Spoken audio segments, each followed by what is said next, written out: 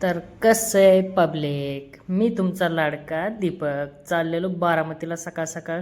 कारण माझं लायसन्स काढायला टाकलेलं. त्यांना पैसे पण आपण पे केले ते सगळे, पण लायसन काय आपल्याला भेटलं नाही. लर्निंग दिलं, त्यांना विचारलं की बाबा लायसन का दिलं नाही, काय विषय नक्की, अजून लायसन आलेलं नाही आहे.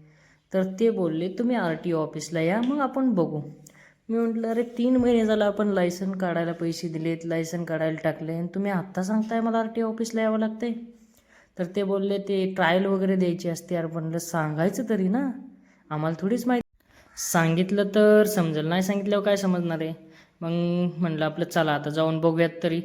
फर्स्ट टाईम मी चाललेलो आर टी ओ ऑफिसला बारामतीला. गेल्या गेल्या जरा म्हटलं बघू कसं आहे, काय आहे आर टी ओ ऑफिस, काय काय असते ट्रायलला वगैरे, असं तसं जरासं फिरलो. आणि मग त्या एजंटला कॉल केला, म्हटलं बाबा कुठं आहेत तुम्ही, आलो आहे मी ऑफिसला, मला तर लवकर बोलावलं आणि तुम्ही तर काय अजून इथं दिसेना. मी तर लवकरच पोचलेलो 10 वाजताच, पण ते काय अजून आलेच नव्हते. मग त्यांना म्हटलं बाबा या लवकर. बसून बसून आता मी कटाळलो. जरा मोबाईल वगैरे बघितलं तोपर्यंत, आणि सगळं आर टी ऑफिस पण बघून घेतलं.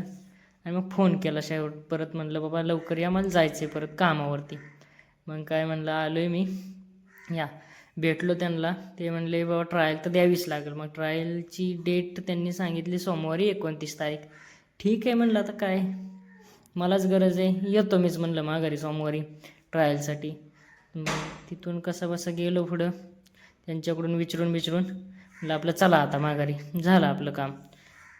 पण 100% तुम्ही ना कधीच एजंटवर विश्वास ठेवू नका. कारण आहे ना, एजंट लोक सगळ्या गोष्टी खऱ्या खऱ्याच सांगत नाहीत. पैसे घेतात आधी आणि नंतर ना मग लय पश्चाताप होतो. भेटूयात नेक्स्ट ब्लॉगमध्ये.